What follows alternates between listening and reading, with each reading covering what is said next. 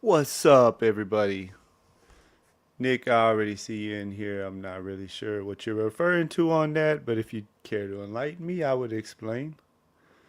So, BBG was on my stream Friday, and I know everybody's in on Brock Bowers, and I probably should have. Sorry about that, guys. One second.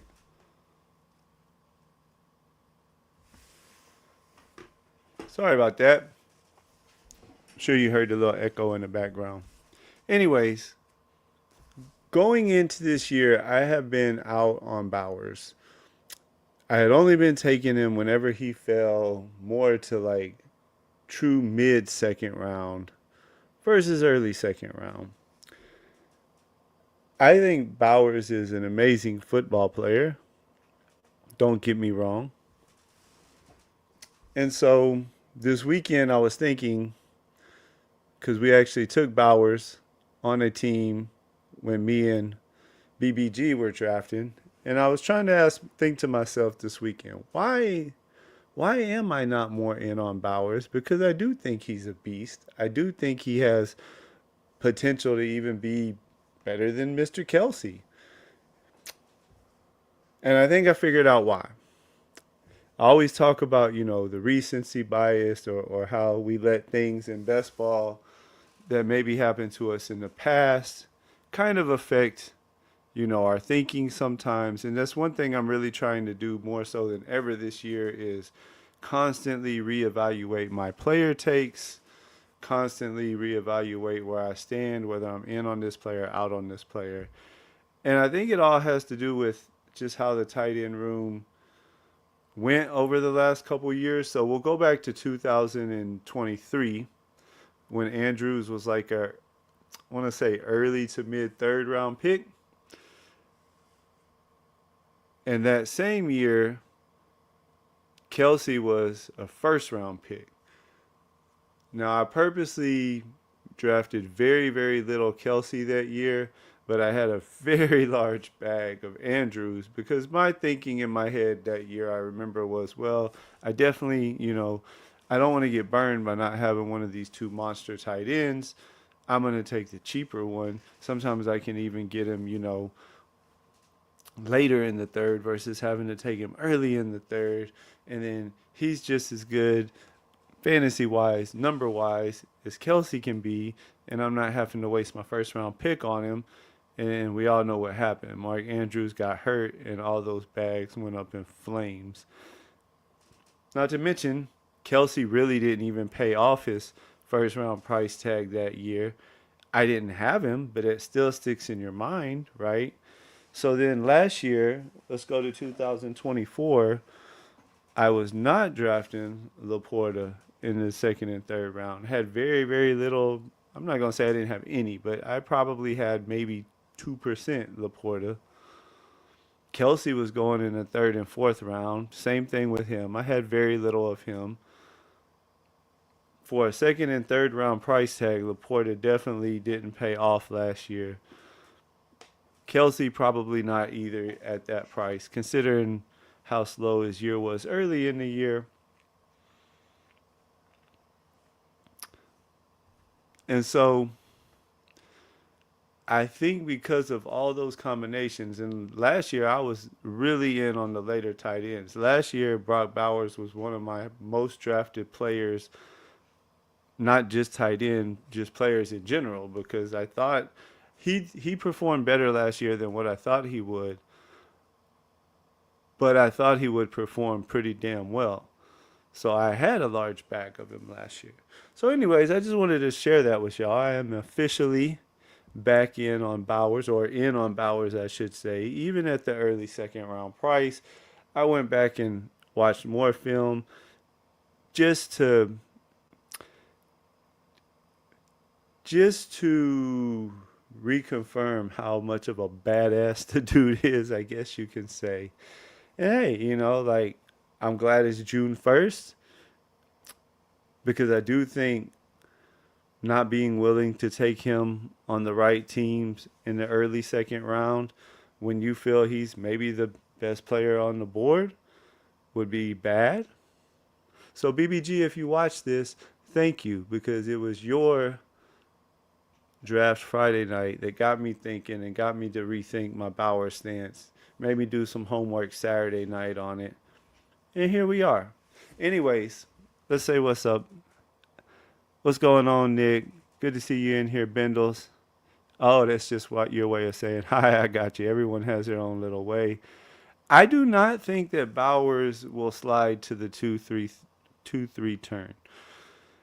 I could be wrong. The reason I don't is because you know I just don't see many. I don't see enough players in the late second round getting pushed up over Bowers, especially the people that are in on Bowers and drafting him there. I don't see them stopping. If anything, more of them might get added to that crowd, like me. So I could be wrong, but he's definitely, going to be the most consistent. Now, along those same lines, I haven't been drafting McBride, and I don't think my stance is changing on McBride. McBride, I see as a little different. So the thing that really worries me about McBride is I know touchdowns is not a sticky thing, and I know that like one year a guy can have 10 touchdowns and the next year have two. But I really think with McBride, his lack of touchdowns isn't just a fluke. And what I mean by that is nothing against McBride. But let's take the whole Kyler aspect into consideration. Kyler is a really short dude. We are, all the talk is out there about how he has trouble, sometimes seeing over the line of scrimmage. Now, yes, when you're spread out more and you're in the middle of the field, yeah, over the middle is where McBride eats, but the defense is also spread out more. You're guarding deep routes, you're guarding, everything. Whereas when we really get down in that red zone and things are compact, I think that it's so messy and so congested on the inside with essentially 9 to 10 dudes who are way taller than Kyler Murray that a lot of that mid of the end zone area where tight ends normally do their work in the red zone, that's probably an area that's really hard for Kyler to get to. Sure, he could catch some on an out route, or something like that. And I could be wrong, and McBride could have 10 touchdowns this year. But that's just my opinion of why I think one thing that I think could definitely have contributed to his lack of touchdowns. And so I think I'm still out on McBride. Plus, you can't get him with any different combinations. Like my whole stance on Bowers was, well, at least if I wait till the times he falls in the middle of the second, at least I'm getting a little bit different pairing than all of the teams who always draft Bowers early first with one of the same two. I mean, early second with one of the same two or three players. Whereas unless he changes, now if McBride starts falling more like mid third, that's when I would be willing to take McBride more. But right now, when he's going at the tail end of the second or early third, it's like literally one of the same three first round players that he's normally paired with. So I would just rather take another player. Kittle, on the other hand, I love. I'm not that into Ayuk. We don't know how his knee is going to be. Jennings is a productive player, but let's face it, um, Jennings is not a dude. Jennings is a just a guy. He'll be out there. He'll run routes. He'll catch passes. I don't know if I'm super in on Pearsall. Like I think he's good, but is he a true alpha? I could see Kittle. Is it crazy to say that there is a world where Kittle leads the 49ers passing attack in targets this year? I could see that happening. So Kittle is definitely a guy that I have been in on, and that's actually been my thing up until this point was I was passing on Bowers, I was passing on McBride. I've been taking a whole lot of Kittle. I've been taking a whole lot of Hawkinson because he's even later, and I love his price. And I feel like when we get to these playoff pods, in a playoff pod, okay, I got Kittle at, 4 or 5 turn or whatever, or I have Hawkinson even later than that around pick 80, but now I had a second round receiver or running back paired with him. And I feel like in a one game scenario, especially, Kittle or Hawkinson is definitely capable of getting close to, if not surpassing, the fantasy points that Bowers and McBride can. So that's kind of been my, counter to wanting to fade McBride and Bowers. Because if you totally fade or draft very little McBride and Bowers, and you passed on and had very little Kittle and Hawkinson, I just feel like it might not hurt you as much in the regular season, but especially in playoff pods, if those top tight ends have, pretty good advance rates, well then you're going to run into a scenario where, your Ferguson, Goddard, Pitts combination or whatever, you better hope one of them really go off. Not to mention if it was even later, grosser tight ends than that. So I definitely think having a strong tight end is something I like to do. I just kind of that's how I have been playing it. But that said, I'm gonna be more in on Bowers. I'm gonna go ahead real quick and I'll flip it over to that screen in a minute. But I'm gonna go ahead and enter this draft because we want to do a sprint tonight. I have not done a sprint draft yet, but just the more that I was looking into like how it's set up and everything, I think that is definitely a contest that I want to play a little more of. This chart that I have pulled up, I have it over here on another computer too, and that is kind of going to be I've showed this chart a few different times, and basically what it is it shows all the teams 3 playoff weeks, but then it has them kind of ordered from the implied point total average for those 3 weeks.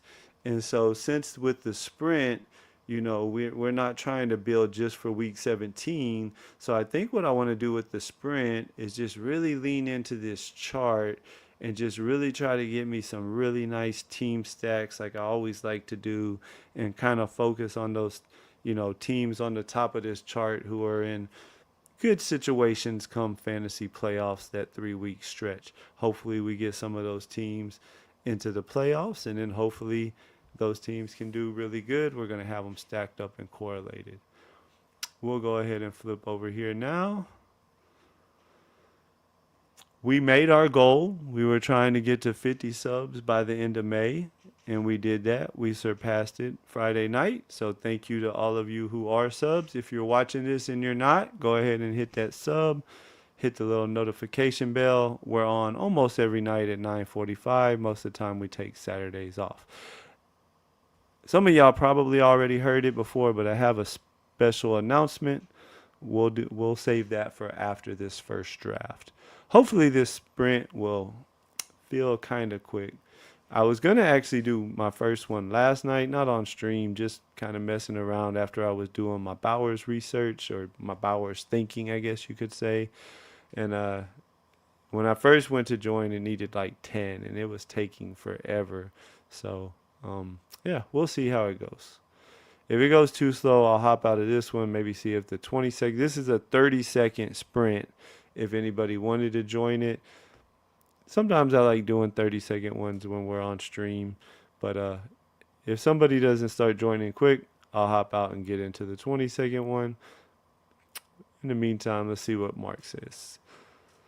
Sometimes it's harder to roster construct when you go tight end early, but Bowers is an animal and wins at position week in and week out. So I think it balances out like winning with Kelsey all those years.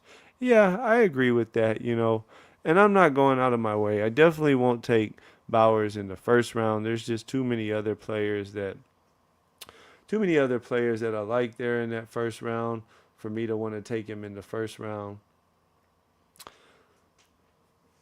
But into the second, I think just kind of thinking where the players go, once we get past like BTJ, McCaffrey, who sometimes now is going up into the second round, I would say probably about pick maybe 14, depending on who's on the board. 15 probably for sure. Whereas I was waiting more till he was like kind of in that true middle of the second. If any of you guys hopped in this, I'm going to hop on out of it and we're going to see if the 20-second one either cannot feel quicker or has less spots to be filled. Well, that one has 10 spots. People just aren't doing the sprint right now, I guess. You guys tell me in the comment section, are you doing any of the sprints? If you're going to spend $20, are you just going to go ahead and spend 5 more dollars and do a BBM? Do you like the payout structure of the sprint? Do you not like the payout structure of the sprint? We'll give it a few minutes. I don't want to wait on stream forever for it. So if it doesn't start getting us some people here in a minute, we'll hop out, probably pick something different to do. Maybe we can go do like an eliminator or something like that. Check this one afterwards.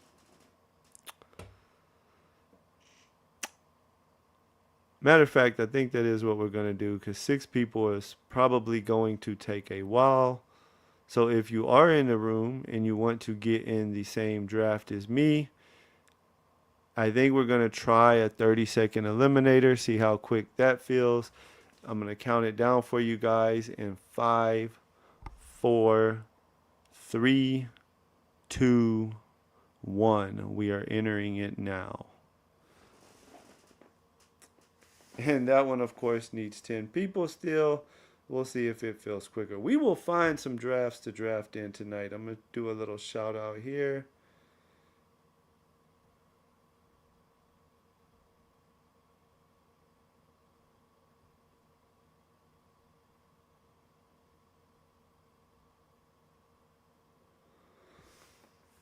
Posting in a little draft in some of these Discord rooms that we got some spots we need filled. See, I thought there was one more.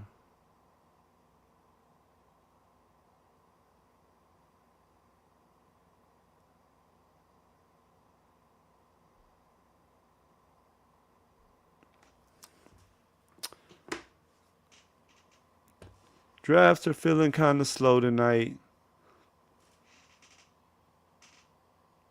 What's up, Hartman? We see you in there. Mark says he's just been doing eliminators and superflex. Nothing wrong with that. This is a 30-second eliminator if you want to hop on in it. Still got some room. Getting some work in at the gym, but I'm listening in the background. I hear you. You know, man, Hartman, I need to get my butt back in the gym. Before I started streaming, I went to the gym about 3-4 days a week sometimes, but just between the kids and the end of school stuff going on and trying to teach myself everything I needed to know as far as like computers and making thumbnails and all that good stuff, I hadn't been to the gym in a while. I do need to get back though. Still take my dogs on a walk most days in the morning, so I guess I get some exercise.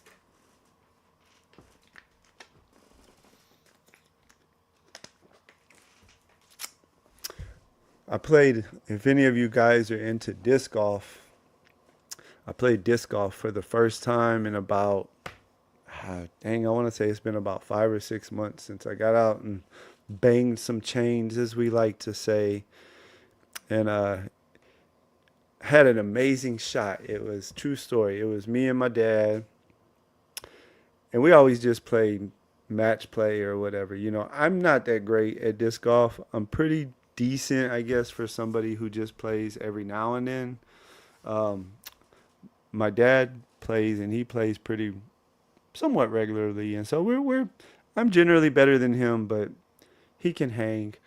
Well, anyways, I wasn't having a great day overall, and it came down. We were on a new course in San Antonio by my aunt's house, and we ended up tied. And the 17th hole was like a hole where it's just a short little 200-foot throw, but you got to throw over kind of like this little pond. Well, anyways, I airmailed my tee shot, and it actually went over the pond, but over this little like brick wall thing. Long story short, it was on the back side of the pin, probably about a good, honestly, 80 feet away. My dad's was maybe like 40 foot away. I know he's not like the type that he can, drain those putts. I knew he'd just lay it up and have an easy tap in. So long story short, I knew I had to get close to at least tie him, keep the playoff going. So anyways, I'm about 80 feet away. If you can picture it, there's this little brick wall about almost as tall as me, maybe like 2 feet shorter than me. On the backside of that wall is the pond, and then the basket's right here. But from where the basket is, that water is just like about 8 or 9 feet away. So I was using my yellow rock. It's kind of real overstable, and I just threw like a really big hook approach shot to where come in, hit that ground, and just kind of stick. Hopefully not roll anywhere. And I drained it. I drained it for the win. From about 80 feet away, nothing but the bottom of the basket. It was pretty sweet. These drafts just won't fill tonight, and I don't have any more disc golf stories. Let's hop out of that one and let's try a 20-second eliminator. If it will click over. We just won a draft, man. Can we not draft? There we go. 5 people, 20-second eliminator. Somebody will hop in these. I don't blame people for liking the 20-second one more than the 30-second one. I probably should start doing more 20-second ones even on stream if it's just me. Now, if I have somebody on stream with me, then I think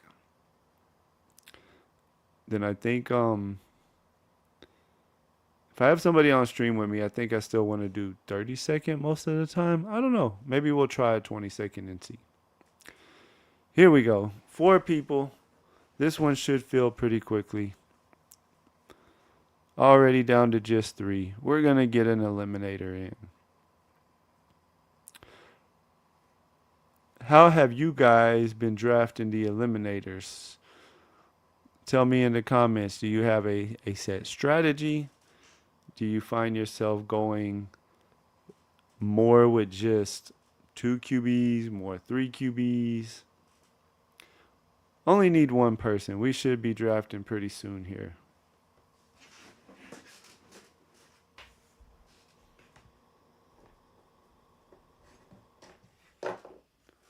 And we have the 7th spot. We see that Mark got into this draft with us. Smoke and Mirrors. I don't know them personally, but I've seen them in a whole bunch of my drafts, so they're always in here.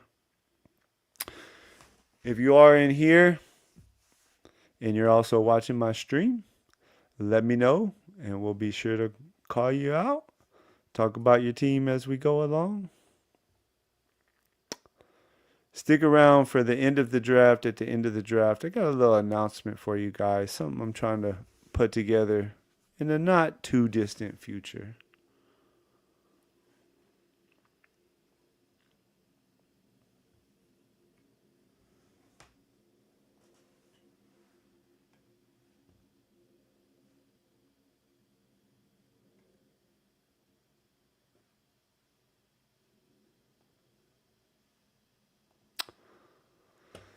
And the 1 spot starts with Jamar Chase. And our eliminator is underway.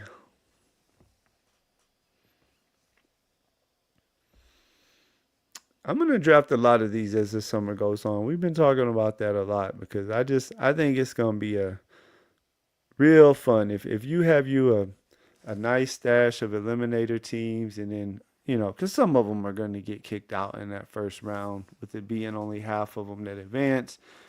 But the more that you can get out of the first round, get into the head-to-head weeks, I think it's going to be a lot of fun, especially if you have a few that start making it kind of far.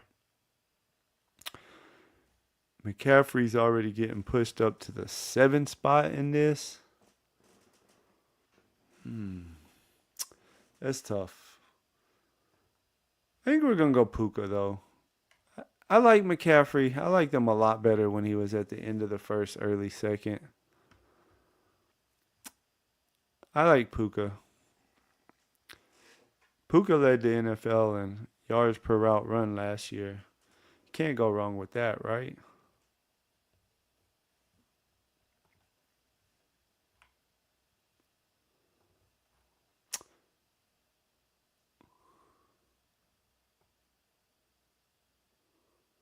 Something else I wanted to start playing around with. I know some of the other streamers do it. How do you guys feel? Do you like feeding the ducks in the background? Is that too loud? Is the volume just right? Y'all talk to me and let me know. Do you like it better with no music on in the background? You tell me. We can turn it down a little bit if need be too. I've never streamed with it on before, so I don't know how it's sounding on your end.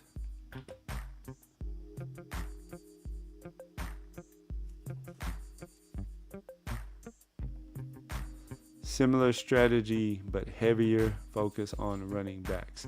Yeah, I agree. That's probably why McCaffrey is starting to get pushed up to this middle of the first round like that. I just wanted to go Puka. I feel like I can get some good running backs still. We're gonna get us a really good player here. We're gonna either get, I wanted JT, but since JT went, I mean, after a 5-minute intro talk about him, I think we kind of got to take Bowers, right? We'll take Bowers. With this build and an eliminator, I'll probably just tack on one more tight end late.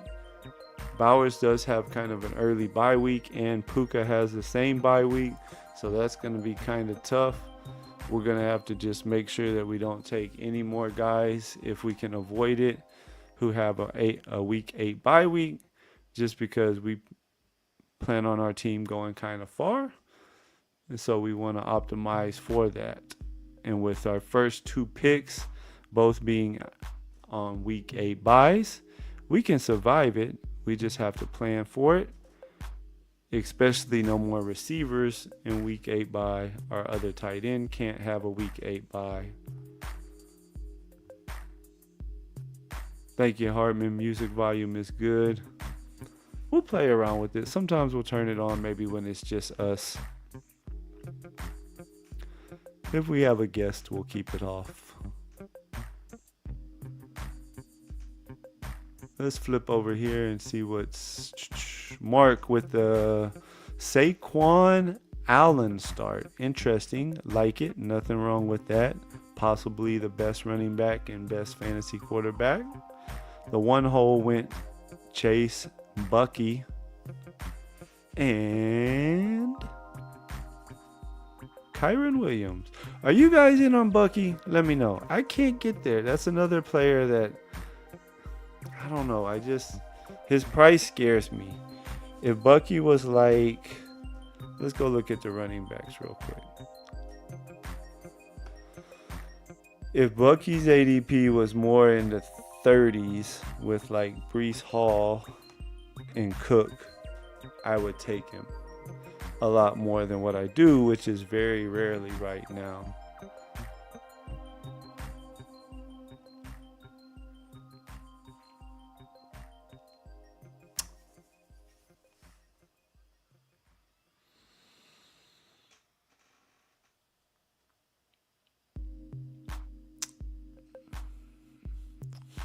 I probably should go running back here.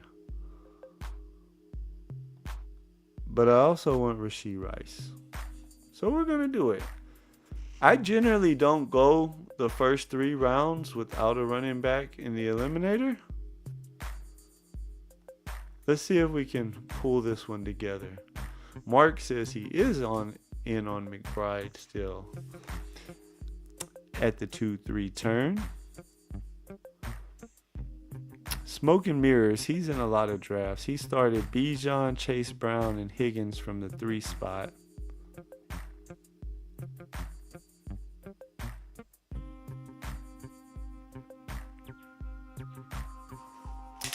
We'll see what flips around to us. But getting back to Bucky, I mean, is Bucky really that much better of a pick than Breece Hall and James Cook? Because they go almost a full round later. You know, at least a good 8 picks to a full round later. I don't know. I don't believe he is, personally. We'll see what comes to us. 2 picks away or 3 picks away. Probably need to go ahead and get in the running back market with this pick. We got 2 receivers we like, Rice and Puka. We got the spotlight player in Bowers, the beast that he is. Jaden just went off the board, who was the only player I would think about taking maybe over a running back with this pick. I'm going to go Joe Mixon. I think my Texans are going to have a really good defense this year.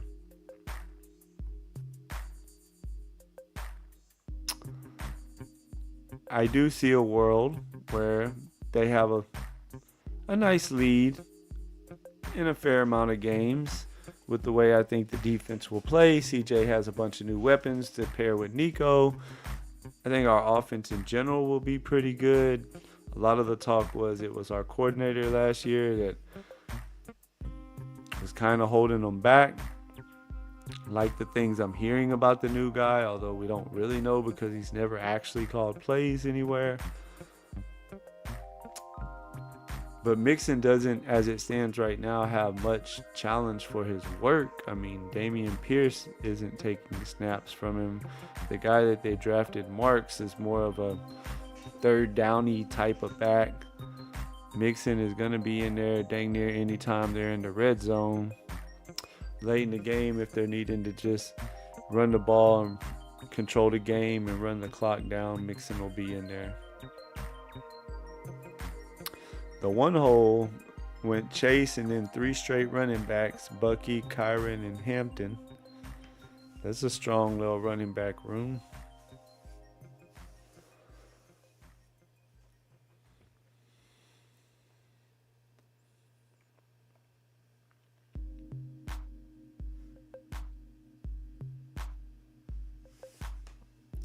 Mark says he's just taking the best player available. That's what we're supposed to do, right?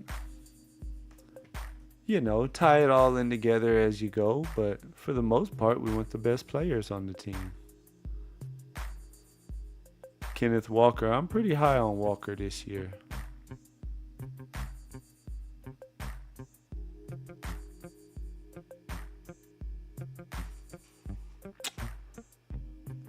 This pick is going to leave me in a little bit of a troublesome spot, I think. Can see it already. Because we don't really like Kamara that much, but we may have to take him. The guy I would most likely want to take would be Connor, but he also has a week 8 bye, so we really want to try to avoid that. I think I'm just going to go receiver again because of all the players on the board. I think I like Metcalf the best. And he doesn't have a week 8 bye. And we got a really strong receiver room, if nothing else. Puka, Rashee Rice, and DK Metcalf with Brock Bowers at the tight end. We have one running back. We have Mixon. We feel okay about him. So we're not like desperate yet for running backs. I didn't want to take a running back that I thought was a way less better pick just to take a running back. I'm not to that point yet. I didn't want to take Connor because the first 2 rounds, my picks both have week 8 buys. Connor also has a week 8 buy.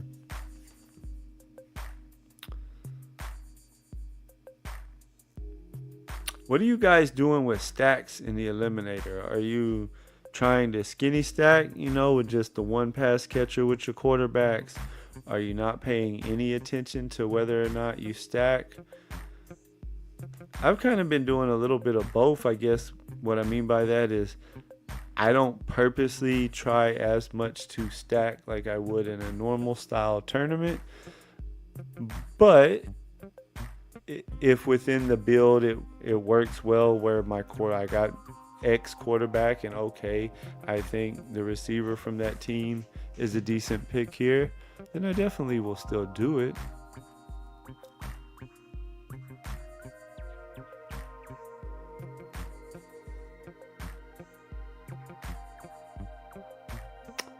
But that said, the eliminator, I'm also not afraid to just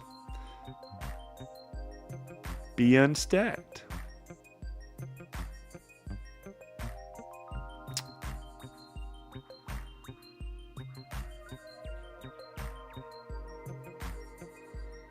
Like right now, we're going to take a little bit of an ADP discount, about 10 pick discount. And we're going to go ahead and grab us Joe Burrow as our quarterback. Generally, Joe Burrow I would never draft if I didn't have Chase or Higgins. Hey, but in the eliminator, we're just trying to win head to head. I'm almost looking at the eliminator.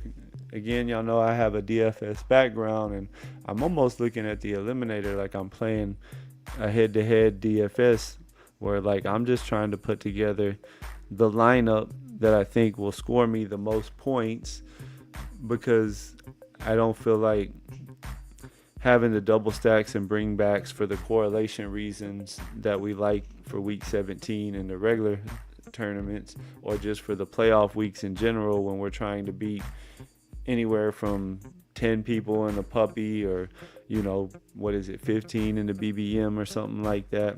I'm not sure the exact number of 15 and 16. I'm not sure the exact size of the player pool and BBMs, as I am just getting my feet wet in the Underdog world.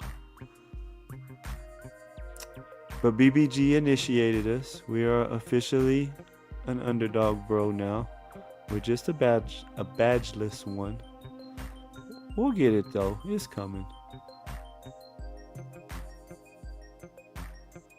What's Mark doing over there? Saquon, Allen, McBride, Devontae, Walker, Shakir, Pacheco. I really liked your team until Pacheco. I am out on Pacheco this year. I haven't drafted, I don't think, one share of Pacheco.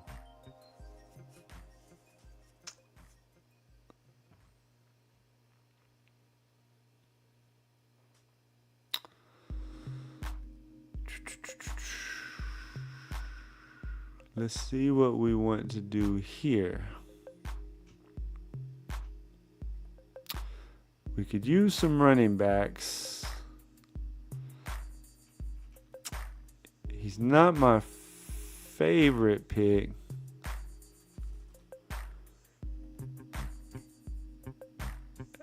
Actually, I'm going to wait a little longer. We're going to keep adding to that wide receiver room. Might hurt me, but I like the little bit of a discount I was getting on Rome, so at the last second we switched to him. We'll catch up at running back. If our wide receiver room is strong enough and our tight end with Bowers is strong enough, we can hopefully advance out of the first week still.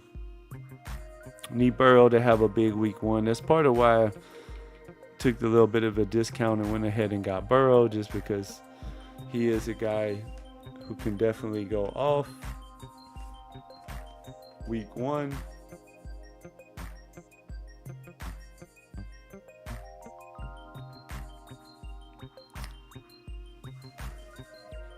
One second, guys. I need to answer something real quick.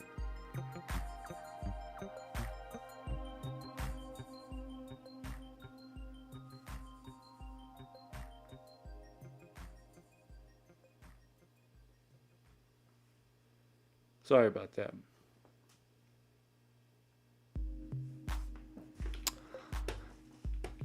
Had to answer a question for the wifey real quick. All right, it's coming up to us. Then we'll flip back to the board. Then we'll go catch up on the chat a little bit.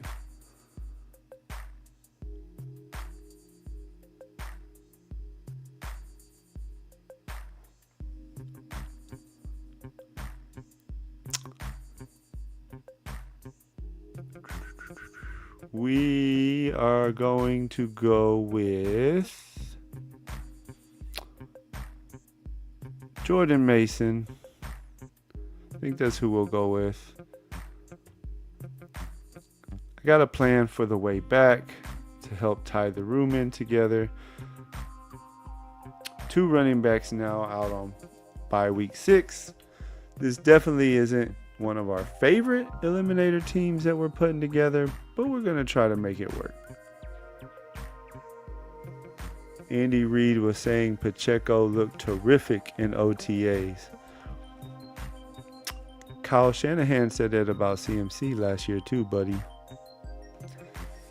Here's my thing with Pacheco is I don't think that he'll have the type of season where he'll kill anybody who didn't draft him, and the injury just scares me. It's the same injury that Pollard had. We talked about it before. It's the same injury Pollard had, same injury Andrews had for the most part. That particular injury is very, very famous, we'll say, for the first year that the player comes back, at least for a good part of the first year. In Pollard's case, pretty much the whole first year back. They aren't quite the same player. They don't really seem to have the same juice, the same quickness. Maybe he's different. You know, if you look at Andrews' game log from last year, he had a very, very quiet first, let's say, 9-10 games of the season. And then we talked about that the other night too. Like the last 7 of 8 games, he had a touchdown in like 7 of his last 8 games. Finished really, really strong down the stretch. We have a quarterback. We have 4 wide receivers we like. I have a particular player in mind for this next pick who can serve a very particular purpose for us. And he stayed. We're going to grab Tracy. I feel like right away to start the year at least he'll kind of be the starter. Scatterbo might take over as the year goes on. I think it'll be more of a 1-2 punch, you know, with Tracy definitely being the more explosive player. Both of them can catch passes pretty well. Tracy was pretty decent at pass blocking last year. We just need some running backs now with a couple picks who we think will be on the field the first few weeks of the season. As we do have Mixon, but Jordan Mason is just kind of almost a bet on Aaron Jones isn't a workhorse, and Aaron Jones does get hurt throughout the course of the year. And if Aaron Jones has whatever games Aaron Jones is out, I think Jordan Mason will pretty much get most of the work. We like him as a runner. Burrow is our quarterback. Mixon, Mason, Tyrone, Tracy as our 3 running backs so far. Our receiver room is looking pretty strong with Puka, Rice, Metcalf, and Rome. And we have the spotlight player, Mr. Brock Bowers, as our tight end. Flip it over here to the board for you guys. Got a few picks before it gets back to us.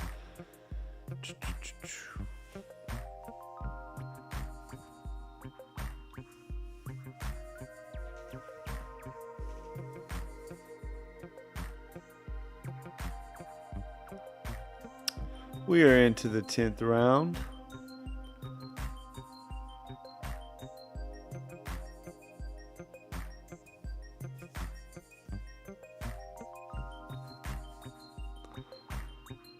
And I have another player in mind here.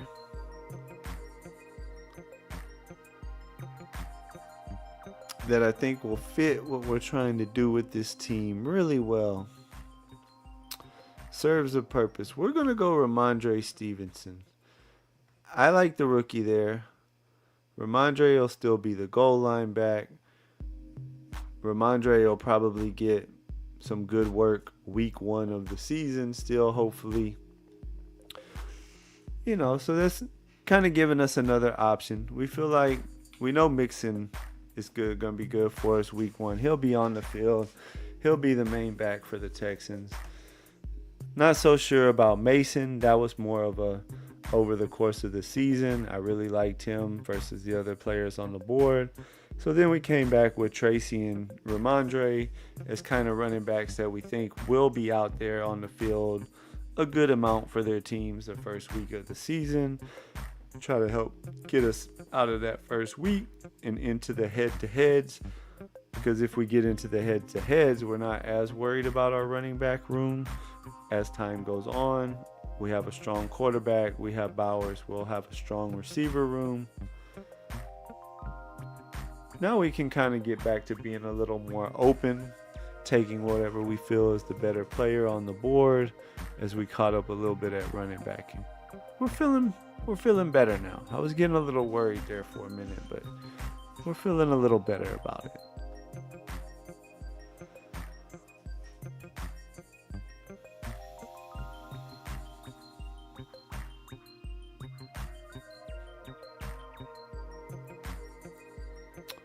Again, if you missed it, at the end of this draft, while we're deciding what we're going to do with the next draft, I have a little announcement.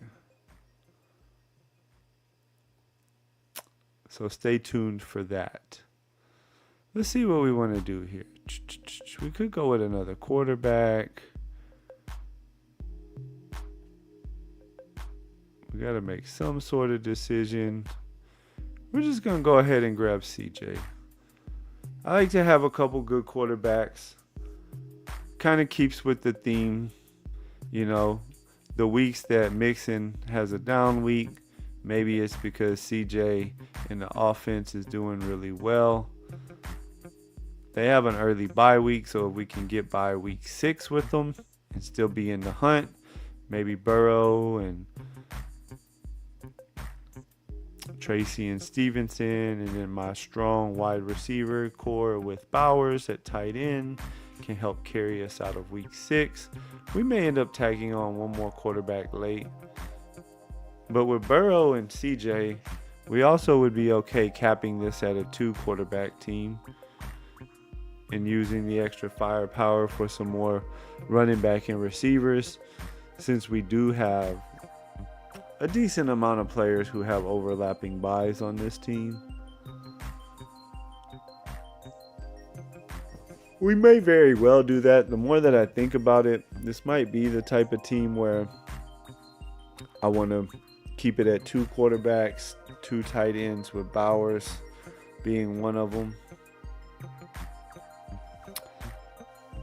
Let's see what we want to do here.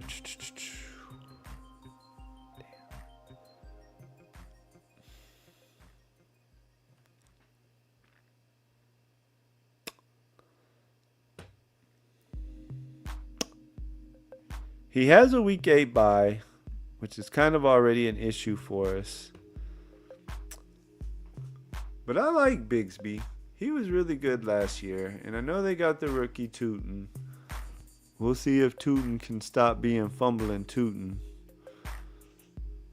I don't think the coaching staff is that into ETN. There's all the, negative talk out there about how he doesn't want contact, this and that. I could see him being the odd man out.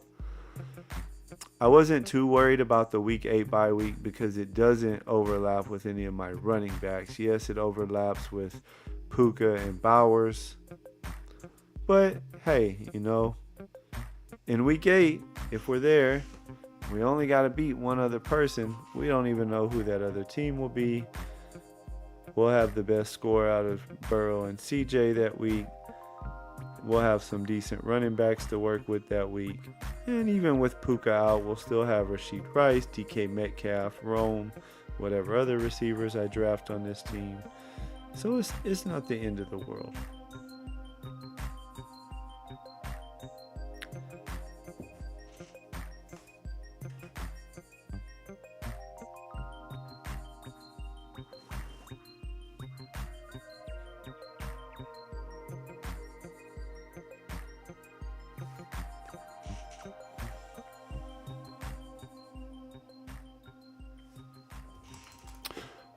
What do you guys want to see next? Let me know in the comments. You want me to try to get back in another sprint? We were going to draft a sprint first tonight, but it wouldn't fill up. we didn't want to wait around forever for it to try to fill up, I should say. If any of you guys want to draft with me, let me know what you want to draft. We can hop in that. If not, just let me know what you want to see. I'm open to a sprint or probably not another eliminator. If we don't do a sprint, maybe you can do a pug. How much is the pug getting full? I've only done one of my pugs, and I definitely want to do all three. So maybe we could do a pug next. I'll have to go and check and see how full it is.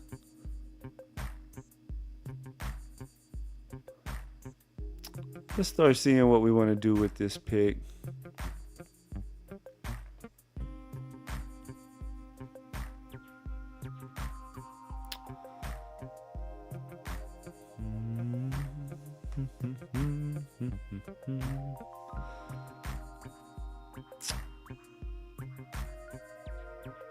Maybe you could do that.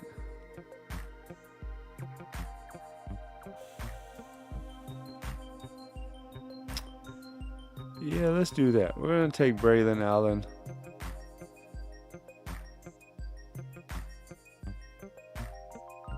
Gives us another running back.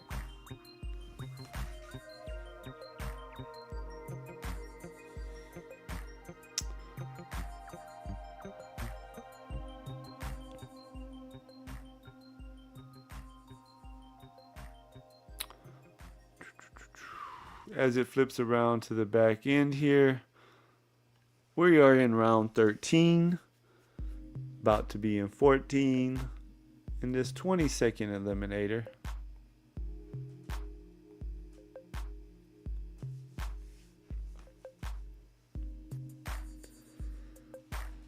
We are back in on Brock Bowers, or in on him at his ADP, like we probably should have been all along, I guess. So we felt it was only right that we take the beast himself in the first draft of the night when he came to us. Pretty good way to start an eliminator off with a Puka Bowers start.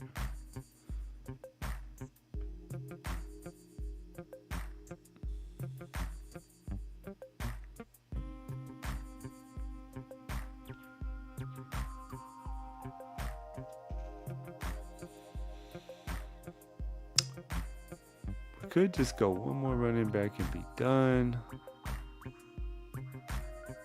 Let's grab us a receiver maybe. I don't really like any of those. We're going to go ahead and take Keenan Allen. Keenan is going to be a guy that hurts me a little bit if he drags this out and then doesn't play football. I probably should slow down on him. But I just feel like the area of the board here, there's no receivers on the board who give us the type of production that Keenan Allen will, no matter where he goes. I mean, it was just last year that he was in a wide receiver room with DJ Moore in the rookie roam, and an offense that most thought was held back by the play caller. And he still put up several 20-point weeks. I think one 30-point week or very close to it. If it was, I know on DraftKings it was 30. On a half-point PPR site, it might have been more like 27, 28. But he's still really good at football. I think he'll sign somewhere. I think if he was going to retire, he probably would have already just said he's done. We'll see. I didn't really like anything on the board right there, so I just took the player that I felt gave me the most upside.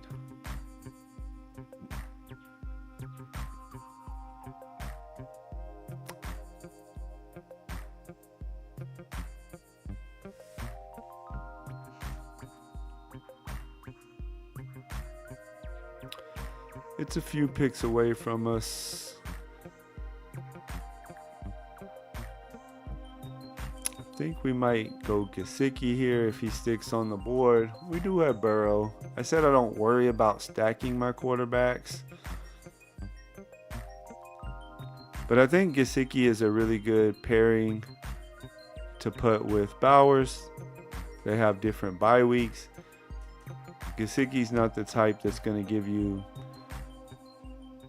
6 catches for 60 yards for a, close to 10-point score every week. He's more the player who he's going to have some weeks where he doesn't really do much of anything, but then he'll give you a 15-point week out of nowhere. When I do have Bowers, that's kind of what I like to do is either a tight end that stacks with one of my quarterbacks who's a later pick, or an upside guy, a guy that, might give me a nice spike week here and there. Gesicki kind of fits both of those a little bit, I think.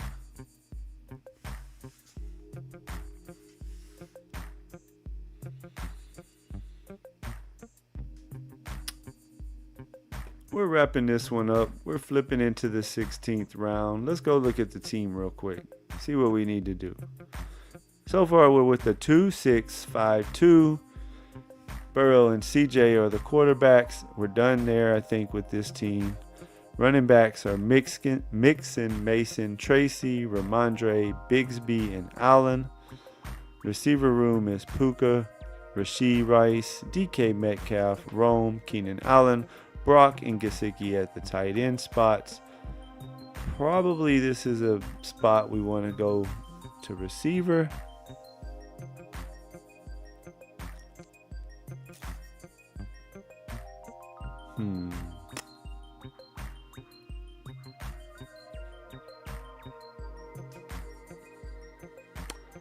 I'm going to click a guy that I hardly ever click.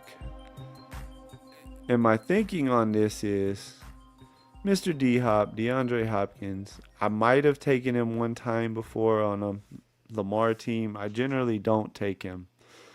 My thinking is their bye week is week 7. Of course, week 8 is kind of be a little tricky for us with Bowers on a bye week, Puka on a bye week. If we're even at week 8, this is the eliminator. So my thinking is with a week 7 bye, maybe the old man is, got a little extra in him coming off of the bye week. He had an extra week to rest. Maybe the week that he actually gives me a nice little score and can hit my lineup is week 8, fresh off his bye week. Help kind of cover for Puka and Bowers being gone.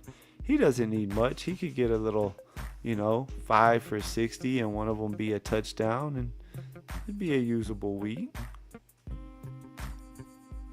I think this was a good play there. We didn't really like a whole lot else that was on the board at the time. We got 6 running backs. 2 different pairs that overlap bye weeks though. Let's try to think through this. We could go 7 running backs and 7 receivers. That's probably the play.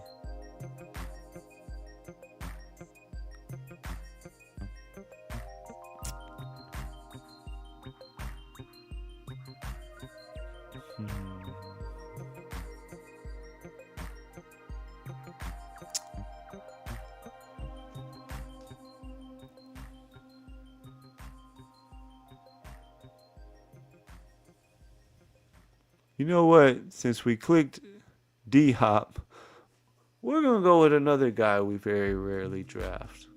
We're going to shoot for some real upside darts. We're going to take Nick Chubb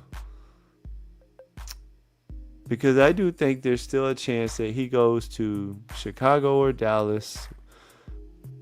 At least with this build, we're going to say that he goes to Chicago or Dallas, because I feel like those are both teams that he could go to and work himself real easily into a nice role, especially as the goal line back, if he's still got anything left in the tank. This wasn't one of my favorite builds anyways, so why not? We'll have 1 pick left.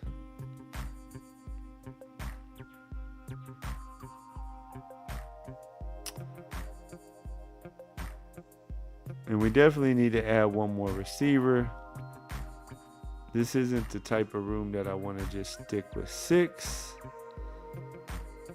Who that last receiver will be, we're not really sure because I don't like many of the 18th round receivers. I generally try to be done by the 18th round at receiver. But the way this one worked out, that did not happen. We're coming through the last round. You guys let me know. Y'all want to draft anything next after this? If so, what type of draft y'all want to do? If I don't hear from anybody, I'll probably try to check the sprint. Because I am interested in drafting some of those sprints. If I can get in one where I don't have to wait for the room forever to fill.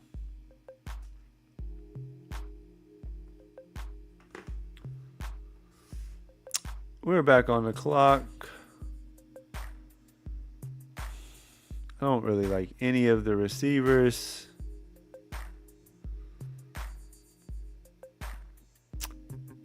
We're going to go Ray McCloud. Why not?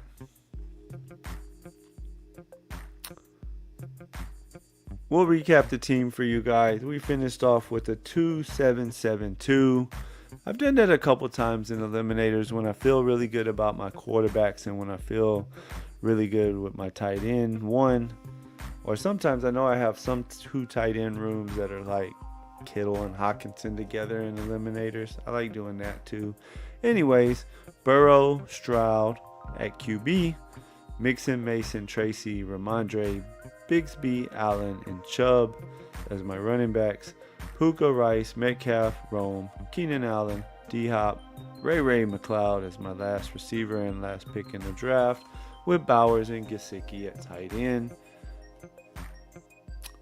Let's look over at Mark's team and see what he finished with. He started from the 2 hole, a 2-6-8-2. Nothing wrong with that. He has Josh Allen and Kyler Murray. Nice QB room. Barkley, Walker, Pacheco, Eckler, Jaylen Warren, and Kendre Miller as his running backs. Devontae Smith, Shakir, Rashid, Mims, Hollywood, Wilson, Austin, Wicks at receiver, McBride, and Kincaid as his 2 tight ends. I like what you did with the team. You know, you threw Kincaid on there as a second tight end to give you a little correlation with Josh. You also had Shakir on there too, so that's good.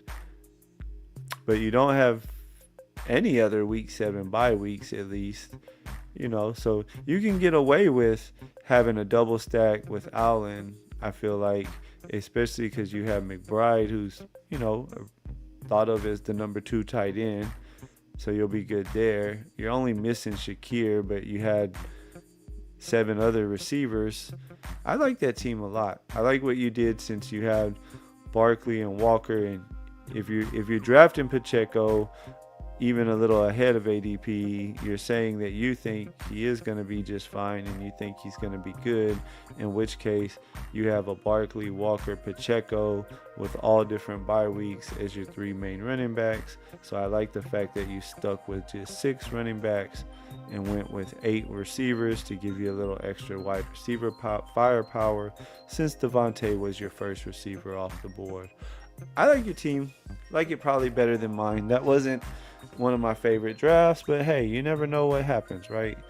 We don't know what's going to happen. The NFL is full of chaos.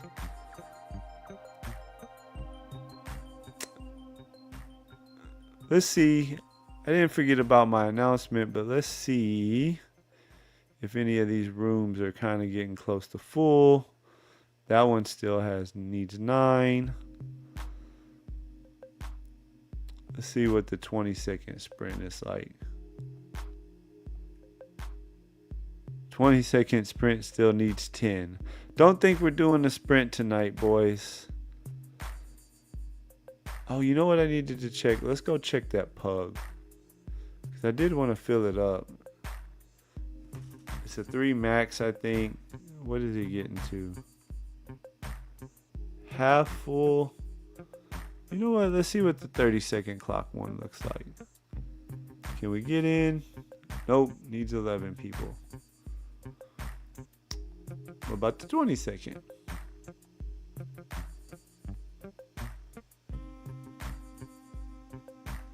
Yeah, it definitely rounded out, and you did it. I think you did it well in keeping with six running backs and adding that extra wide receiver. Some of the guys that you have are spike week potentials. I thought you did a pretty good job with that team.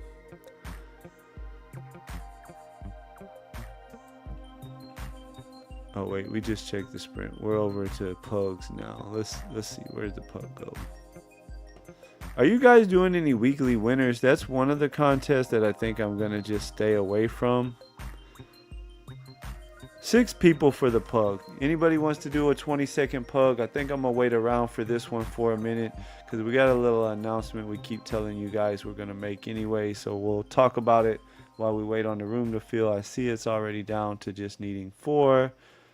And there we go. Announcement at the bottom. So I've talked about it a little bit, but it's official. I've already okayed it with the wife, aka we let her think she's the boss.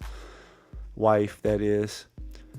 June 20th, right before I go out of town. I'll be in Chicago for a week after that. It's a Friday. I do not know. I'm going to take my laptop and my mic and my little camera. If the Airbnb that we're at has decent Wi-Fi, I'll probably try to stream at least some nights still because I still would like to draft even on vacation. Don't really want to go a whole week without streaming. That'd just be really bad for the algorithm and stuff, especially a newer person. But anyways, that said, Friday, June 20th, we're going to have a little special stream for you guys. It's going to be at least 6 hours. We're going to start at about 6 o'clock Central Time, special time.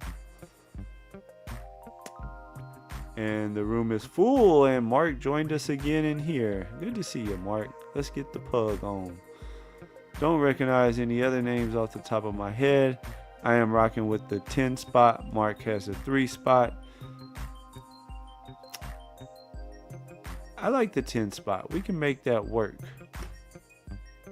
But anyways, what I'm going to try to do is reach out to, some of the people that already have been on the stream, some other people who I'm in talks with.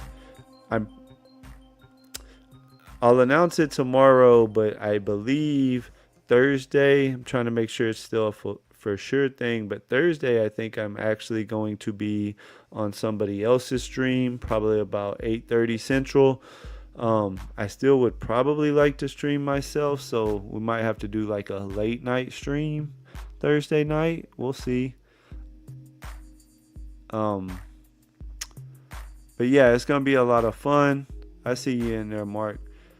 I'm gonna try to line it up. It's a BBM marathon. We're gonna do nothing but BBMs. I'm gonna try to line it up to where I can have about 5 or 6 guests, kind of come on one after another.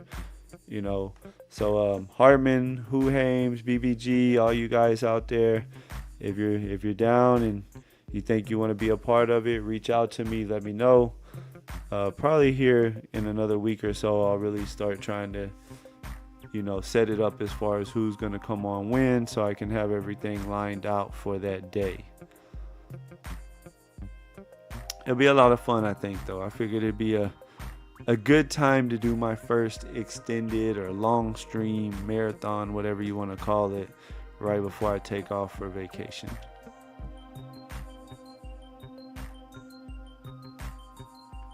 Stream marathon height. Yeah, it's going to be a lot of fun, I think. A lot of fun. I'm going to try to do it right. We're going to bring on guests for each draft. We're going to do the big BBMs each time. All right, let's see what we want to do with pick 1 here.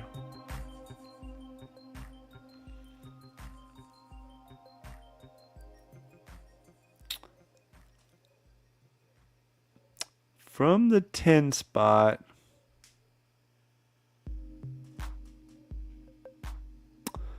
you know what?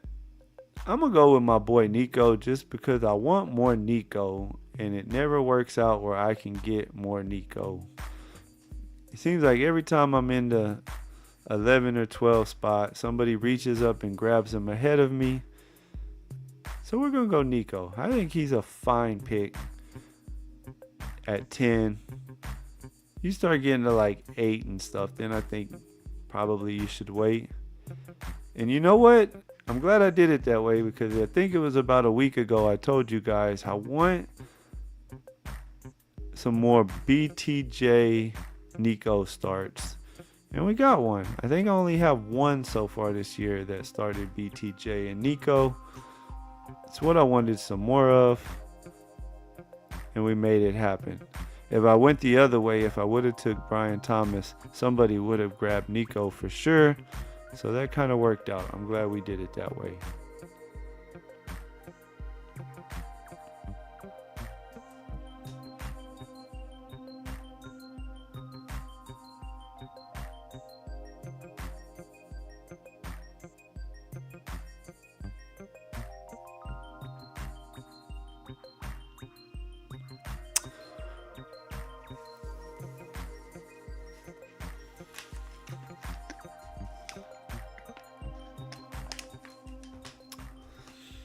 This is a 20-second pug. This is my second pug. So we got one more that we got to knock out here in the next day or two before it fills. It's still got a little time though. I think it's like 60% filled, 58%, somewhere right in there.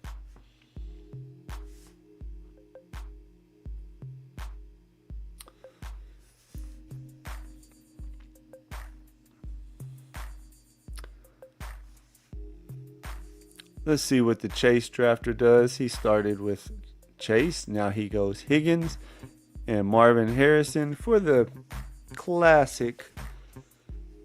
Gonna be a ton of them. Cincy, Arizona full game stack for week 17. Excuse me.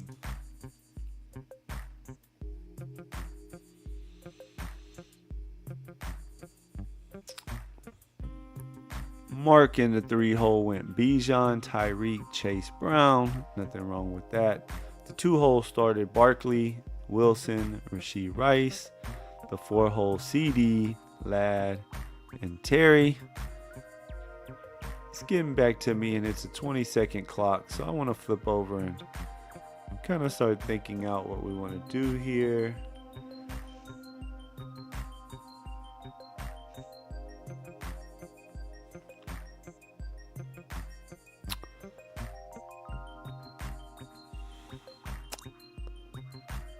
We grabbed 2 receivers that we liked a lot. Do we want to go Kyron? We're gonna go ahead and grab Lamar. Let's pair us a Lamar, an elite quarterback with that strong start at receiver. Nico, BTJ, and Lamar. We can rock with that. Thought about going Kyron. I like Kyron.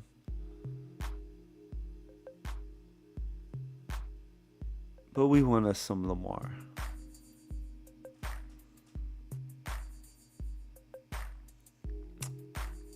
Because probably what I'm going to do with the next pick, assuming of course he doesn't go with one of these, which he didn't, is we're going to grab Tet. Because when I have Lamar, a lot of times I do like just going with 2 QBs. Grabbing Tet will leave Bryce as the perfect kind of quarterback that we wouldn't mind pairing with Lamar. They have different bye weeks. So from that aspect, I think it'll be really good. One thing to keep in mind too, hold on one second and we'll talk about it.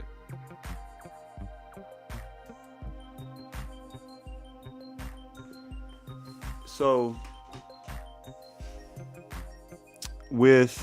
sometimes with an elite QB like Allen and Josh, like Lamar and Josh, if we were in more of like a BBM style tournament, where those week 15 and week 16 pods are going to be really big, then I think sometimes it is nice to go ahead and do a 3 QB build, because you're just giving yourself more outs, especially if you have those second and third quarterbacks paired up. Maybe Allen helps get you there, or maybe Lamar helps get you there. But then if they just have a so-so game in week 15 and you're in there with some other Allen teams or Lamar teams, then maybe your third stack just kind of had a shootout game in week 15, and that's what you needed to help get you out of it, because those pods are so much bigger. What I need to learn them. I haven't done that many BBM, but 13, 1 out of 13 in round 15, 1 out of 16 in round 7 and 6, 1 out of 13 in round 15, 1 out of 16. Keep mixing up my words tonight. Sorry. 1 out of 16 in round 15. 16. Woo, that was bad. We need to clip that. That was bad. Sorry about that, guys. Anyways, the whole point was sometimes it's good to have 3 quarterbacks in those massive tournaments, or even one where it's still 1 to 12 or whatever that you're trying to get out of. With this being a pug in round 15 and round 16 being so much smaller of a field, I think it's 1 out of 5 or something like that, right? Yeah, 1 out of 5, 1 out of 5. I don't feel like it's as big of a need for us to have a third QB stack when we have like a Lamar team. So I'm probably going to be... They took Walker. I wanted Walker with this pick, but somebody just took him. I don't really want to do Chuba. We're going to keep adding to our receiver room.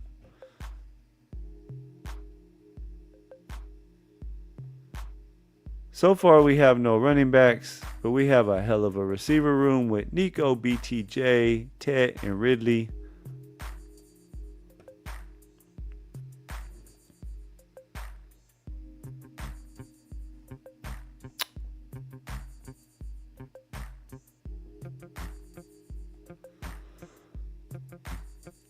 We'll see what comes around to us.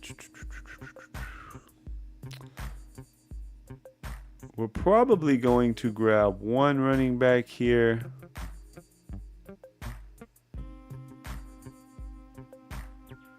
Just because we don't want to get too boxed out. And we really like the way the team is going so far.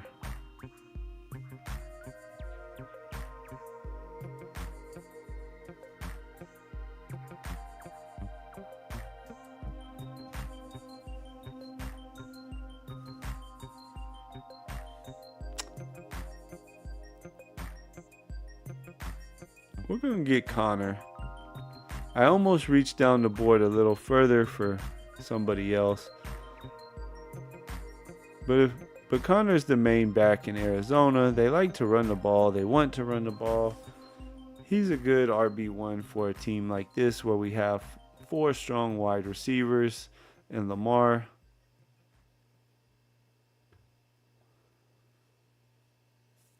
Ladd's a good pick. I liked Ladd a little more whenever I was playing on DK, where it's the full PPR. I guess it depends on how many touchdowns he goes. Let's look at... My problem with Ladd is I generally will take A.J. Brown over him. I'm definitely taking London over him. Most of the time... He likes to go, he goes a lot of times right here in the middle of the second, and it just for me hasn't worked out where I've had a pick, say, from the 4 hole or the 5 hole, and he's still there, and there's also not like an A.J. Brown still on the board that I want to take or something. I guess he's a player I'll say I'm at. I'm not really in on him heavy.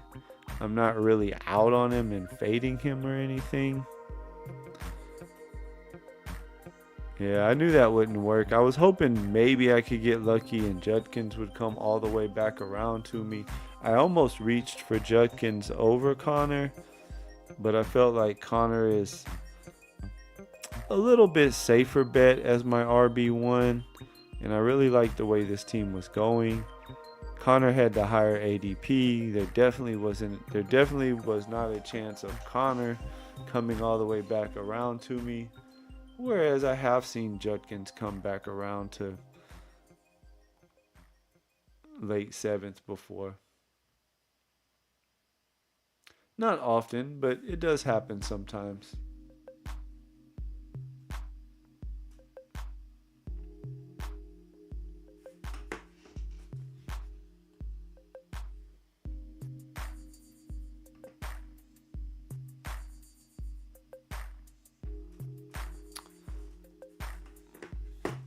We are on the clock. Let's see what we want to do.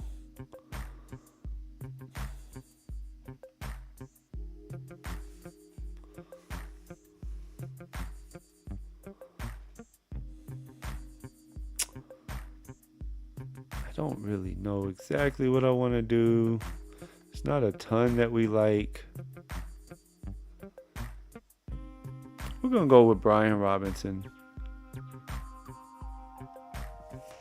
Considering the 4 receivers that we had to start, I think Connor and Robinson can get our running back room started off pretty nicely. We have Lamar.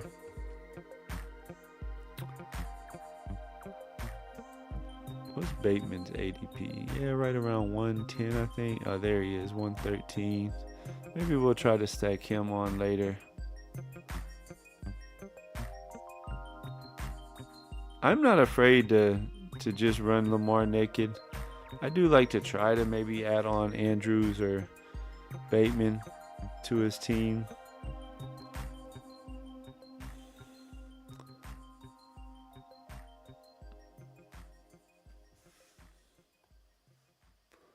Not really a quarterback pick for me yet.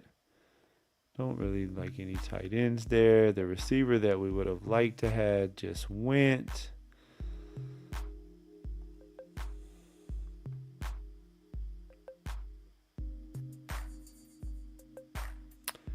We took him in the last draft. I think we're going to take him again.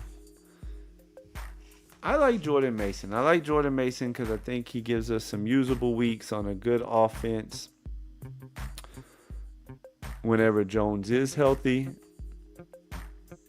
And let's face it, Jones does tend to get hurt from time to time. So when he does, Mason will be a smash pick, I think.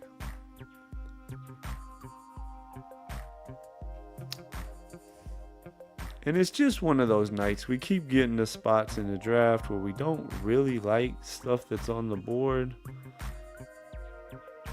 It happens sometimes. You know, it's funny. Sometimes you go through a draft and literally it's like every pick you're like, oh, I love this player. Oh, I love this player. Oh, I love this player. And then some nights it feels like a third of your picks you're like, I don't really like anybody here, but okay, I'll take him.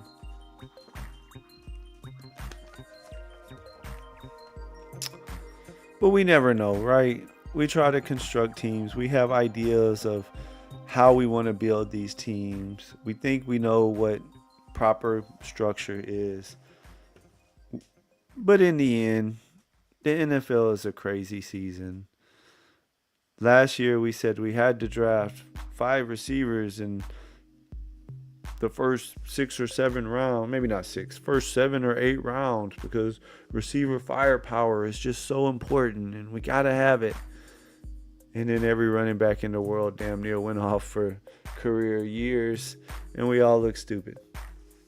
This year we're overreacting and we're pushing a lot of running backs up, maybe a little higher than what they should be, because now we got to have that running back firepower, right? We just don't know.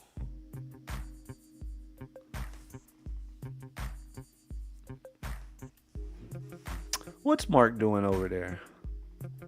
Bijan, Tyreek, Chase Brown, J-Mo, Devontae Smith, Aaron Jones. Ooh, that'll be interesting in this room as the season plays out. You have Jones, I have Mason, TJ Hockenson, Jaden Higgins, Jared Goff as your quarterback paired with J-Mo. Nice little team going over there so far. Nice little team.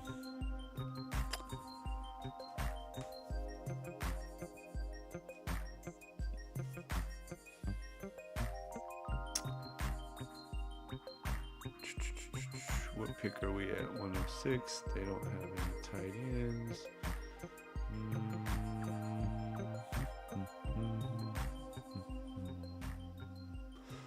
Whoa.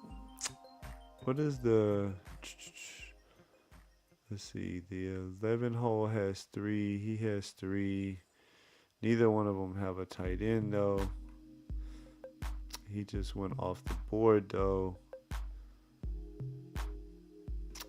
We're going to grab Jalen Warren. We wanted Andrews there, but Andrews went one pick before us. So we'll go ahead and grab us another running back. We have 4 running backs now. We can kind of chill a little.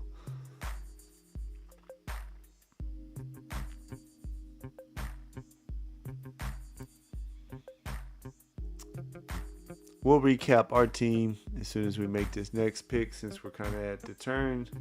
Kind of tends to come quick.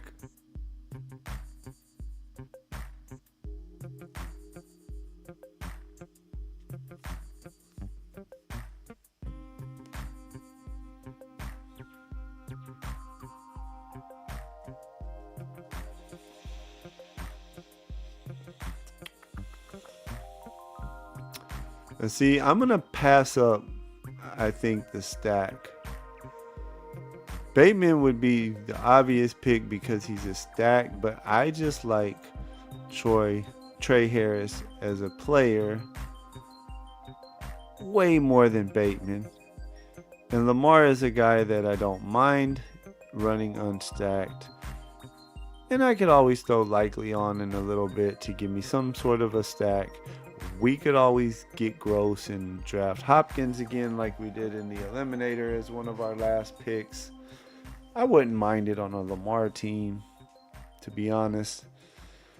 But I just feel like Trey Harris as my 5th receiver was way more of the type of receiver that I want when I already have a room with Nico, BTJ, Tet, and Ridley. Guys I know most weeks I feel like I'm going to get pretty decent production from. I would definitely want to have a young rookie upside pick in Trey Harris. I think his style of game will fit well with what the Chargers want to do. Run the ball, play action, deep shots to Harris. I could see that happening. I could see some really nice spike weeks from him. You and me both, Mark. I'm a big Tyreek guy this year. I have me a whole lot of early 3rd round Tyreek when people don't want to take him.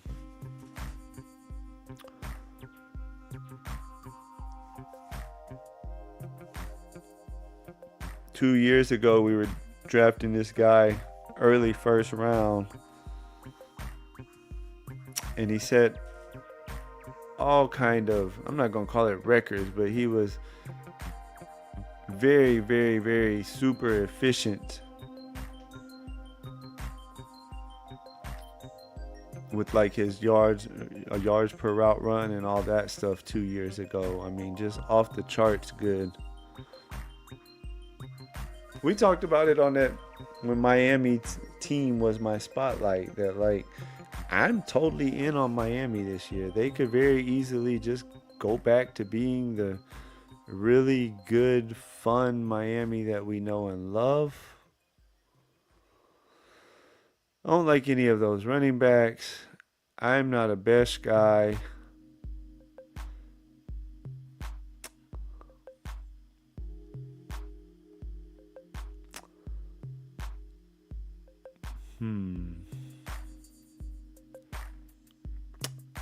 We talked about how we like to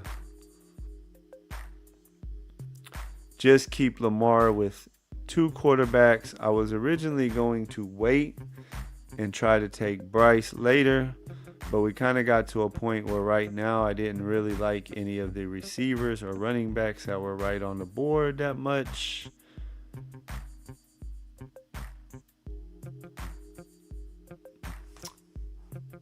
So we decided to go with Drake May. We're going to take Kraft as our first tight end because it's a nice little bring back. Week 17 for Lamar and the Ravens. And we needed a tight end anyways. We're keeping it at 2 QBs with Lamar and Drake May. So we'll probably go 3 tight ends. Kraft is a really good spot to start at for a 3 tight end build, in my opinion.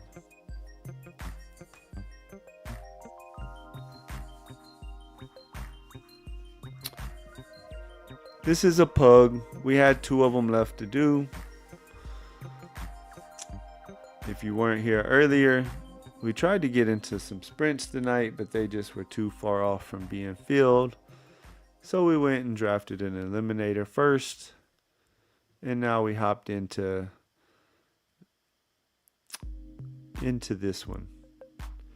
Hey, I got a question for you guys. If you see this not live, please leave me a comment and let me know what you think. If you're in here live, go ahead and tell me your thoughts too. So I'm always going to stream at night. So I'm always going to stream my 9:45 time. Now that summer's here and my kids are out of school, I'm going to be drafting some during the day here and there just to make sure I get in as many drafts as I want to get in this summer. And what I'm thinking about doing is it won't be a set day, it won't be a set time like my night drafts. It would probably be like, let's say 3 o'clock, 4 o'clock Central Time, something like that. Probably not 4 o'clock because I know my boy Who Hames always streams at 4. It'd probably be more like 2 o'clock, 3 o'clock, something like that. But I may start just kind of jumping on a stream, you know, a couple days a week around those times if I'm free. Most of the things I have going on with like my girls, as far as working out and sports and things like that during the summer, all kind of be a little earlier in the day. Most of the time by 2 and 3 o'clock, they'll just be kind of chilling. We call it electronic time. They'll watch TV, play their games or whatever, and relax for a little while, or be at a friend's house or whatever. So I think I might do that. I'll try to like at least, you know, put out a little scheduled stream maybe an hour before or something. I'll normally know at least an hour before if I'm going to be drafting some or not. But what you guys think? Y'all want to come hang out with JT Best Ball during the day sometimes too? If so, we can make it happen. I hate it when I do that. Sorry. All right, let's see. We don't have to get back at running back right now. Let's see what's there at receiver.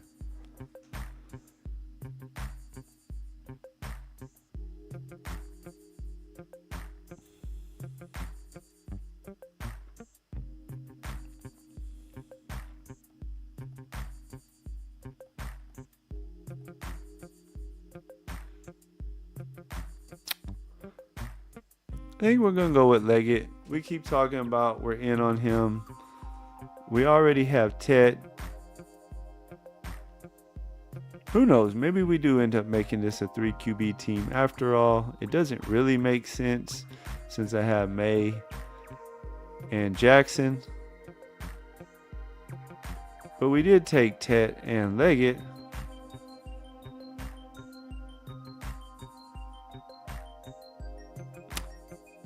Let's think through this. If we kept it at a 3-3,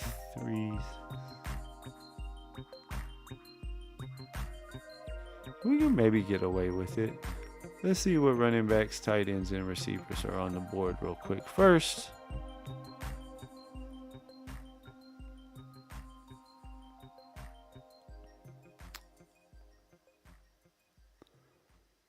Never mind, Bryce Young went, so we don't even have to worry about being tempted with it.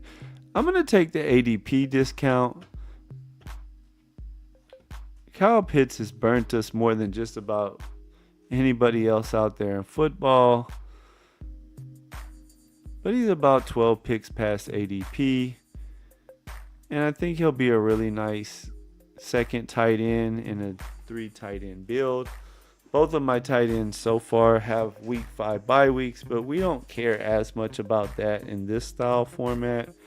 We know it's going to be a 3 tight end room, so whoever our third tight end is, they will not have a week 5 bye, and we'll just hope that they give us something decent that week. It's not that big a deal in my opinion.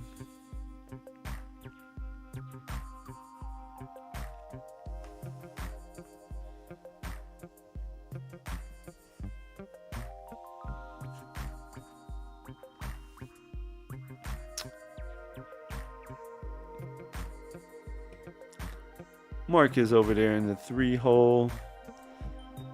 He took Hunter Henry. I was hoping Hunter Henry would actually come back around, and I was going to take him as a third tight end since we had May. But he kind of ruined that for us. No big deal. May is another guy that, because he runs a little bit, ideally, yes, we want to stack him with somebody, but I don't feel like it's the end of the world if we don't stack him with somebody. I think he's the type of guy that'll spread the ball around a little bit.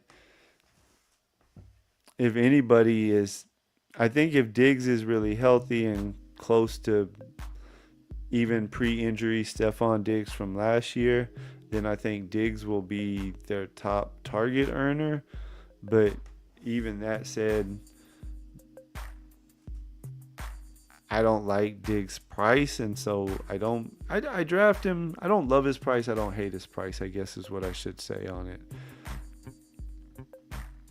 Probably we're going to leave him unstacked, though, simply because I'm not really a Demario Douglas person.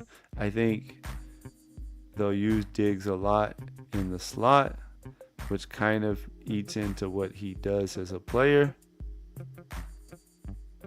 Unless he was to fall a decent amount in this draft or something, then we think about taking him. But it's coming back to us, so we got to do something. And I think we're going to get back in the running back pool. Let's go Giddens. I like Giddens. I think he'll be the sure backup to JT. Something happens to JT, I think he could give us some real usable weeks.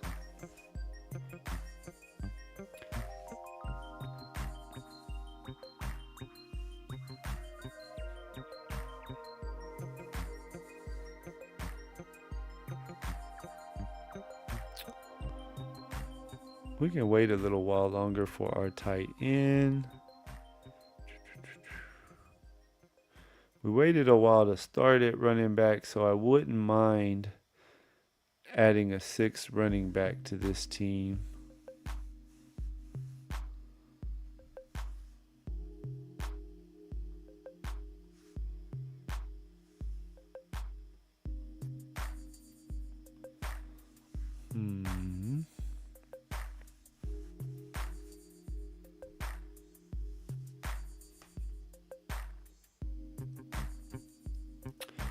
We're going to go with Justice Hill. He catches some passes.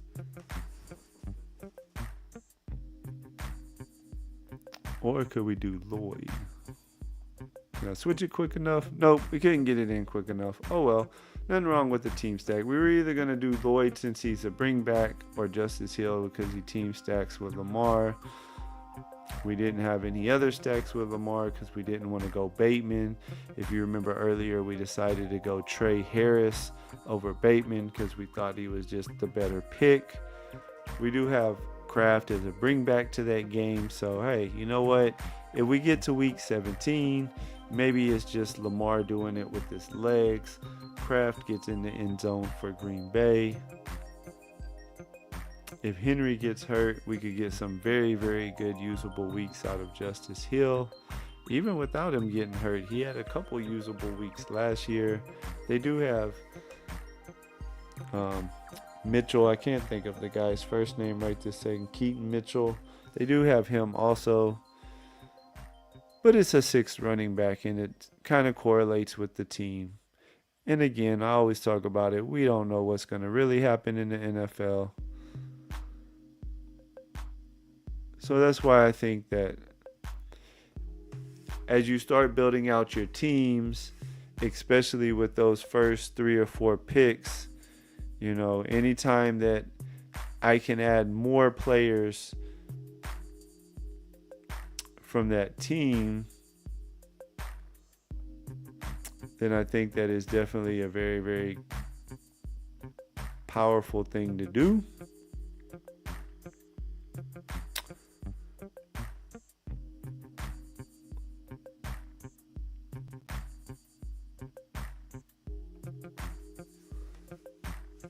Booty was Drake's favorite target, or Matt Collins. Yeah, that's the thing though. I think there's so many of them that unless I get to a point where I feel that there is not a better pick on the board than a guy like that, I'm not afraid to run them unstacked, because I could see if it's a week that Lamar is not hitting my lineup and we need May to have a pretty good week, I could see it being a week where, he spread the ball around. Maybe he had 3 touchdowns, but 3 different dudes caught touchdowns. We have 6 running backs, so we're going to stop there. The pick is either going to be a wide receiver, which this isn't the type of team that we need Slayton on. I'm going to get... Wait, what was their bye weeks? It was week 5. Perfect. I'm going to get Arroyo from Seattle. There's a lot of good talk coming out here. I even heard the coaches were, talking the other day about they even can see him running kind of like outside a little bit, almost like a lot of the just big body stuff that DK Metcalf used to do last year. And if that's the case, it's pretty interesting, I think.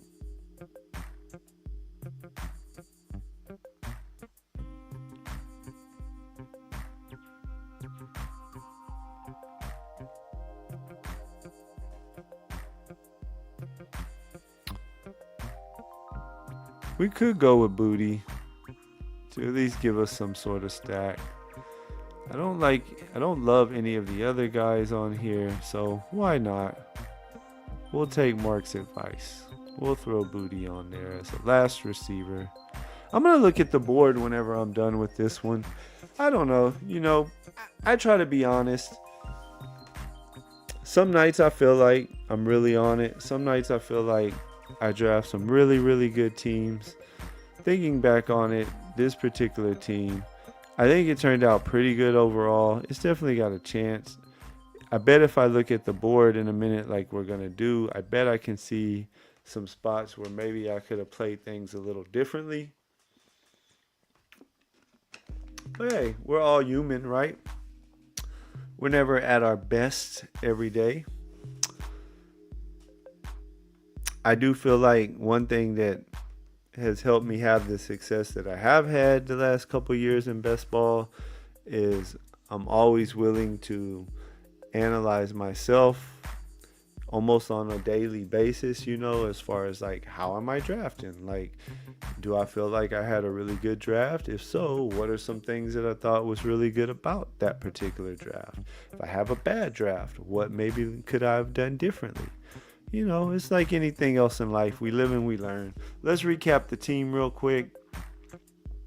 We finished with the 2-6-7-3. Lamar and May are our quarterbacks. The running back room is Connor, Robinson, Mason, Warren, Giddens, and Hill. Receivers, Nico, BTJ, Tet, Ridley, Trey Harris, Leggett, and Booty, just because he paired with May. We have a 3 tight end room of Tucker Kraft, the one, the only Kyle Pitts, and Elijah Arroyo. Let's see what our good friend Mark did over there with his team. Finished it with the 3-6-7-2 with Goff, Tua, and Jalen Milroe. Late season magic. that's the type of team I would put Jalen on. You know, you got Goff and Tua. You know what you're going to get until hopefully Tua doesn't get hurt. Neither one of those guys, though, are the type of guys that add any rushing, which of course is what gives us those really big spike weeks from quarterbacks most of the time. Guys can get there just through the air, but it's a lot harder.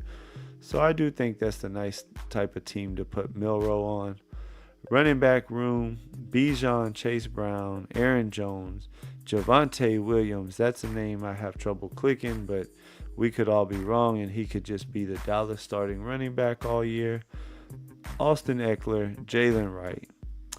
Wide receiver room, Tyreek Hill, J-Mo, Devontae Smith, Higgins, Hollywood Brown, Wicks, and Calvin Austin. Tight end room of TJ Hawkinson and Hunter Henry. I like the team. It's a pretty good team. I want to look at some stuff on the board, though. So we really liked how we started it with Nico and BTJ.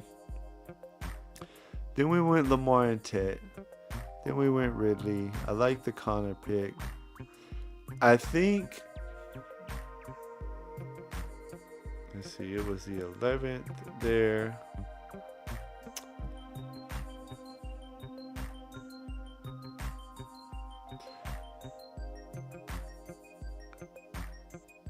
I had Nico. What I should have done on this team is I should have not made the Drake May pick. I should have reached a little bit, but not much. But I should have got either like Ray Davis, who I've been really in on this year. Or maybe we could have even just taken Kraft there. And then here in the 12th, we could have either got Ray Davis, we could have got Bigsby, we could have got Benson. We could have pulled Kraft up to there. Because CJ goes a little later than that, doesn't? Yeah, like CJ went here in the 13th. But see, we would have missed out on CJ. Or we could have just held off on tight end altogether. And we could have went like Bigsby, Davis, or Benson here. That would have been a reach, though, to pull CJ up to there. But we still could have waited. That still would have been the move. I should have took Kraft, I think, there because he was a bring back to Lamar.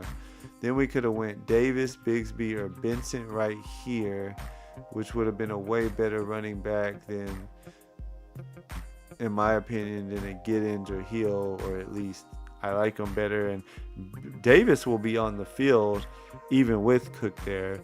And the 1 week last year, I forget what week it was, but the 1 week last year that Davis pretty much had the whole backfield to himself due to injuries with the other guys, he showed he can ball and he can handle it. So he's a really good pick. I'm just kind of in on Bigsby. I feel like no one's really talking about him, but he could very well be the 60 part of a 60-40 backfield with whoever the 40 is.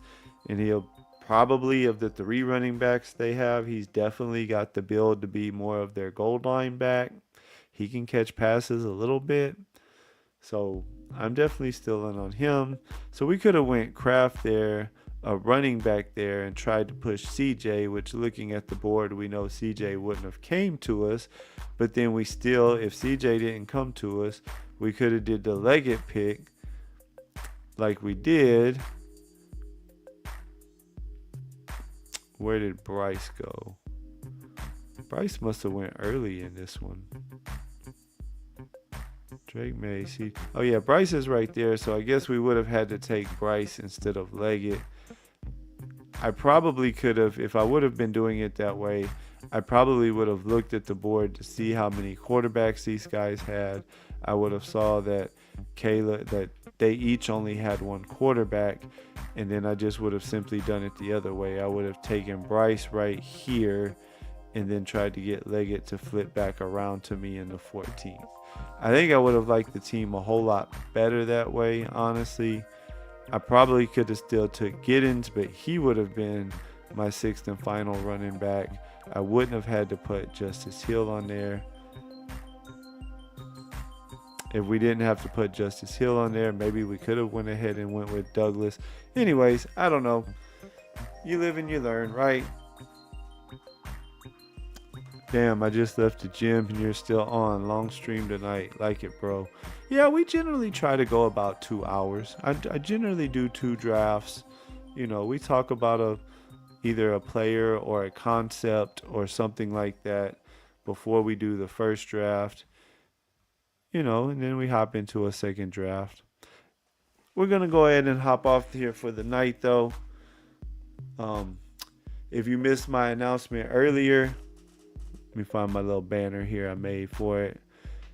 June 20th, we're going to put together a special 6-hour, maybe even a little more, who knows, BBM marathon stream. Hartman, I'll be reaching out to you. You're one of the guests I'd like to have on there. Probably try to get Who Hames. See if BBG wants to come back on with us. I'm going to try to line it up to where, you know, just about every hour. We're going to start at 6 o'clock. Just about every hour, we have somebody coming on with us. Every draft, we're going to do a BBM. I'm going to be out of town the whole next week. So I don't know how much I'll be able to stream that next week. Figured it'd be a fun little way to leave and go out of town. Thanks, Mark. Appreciate it. I know you're always in here. I appreciate it. Anyways, I'm going to get off here for the night. JT Best Ball. It was fun. We didn't draft our best teams tonight, but we can be honest about that. Tomorrow we'll be back. We'll draft some fire ones tomorrow. Talk to you guys later.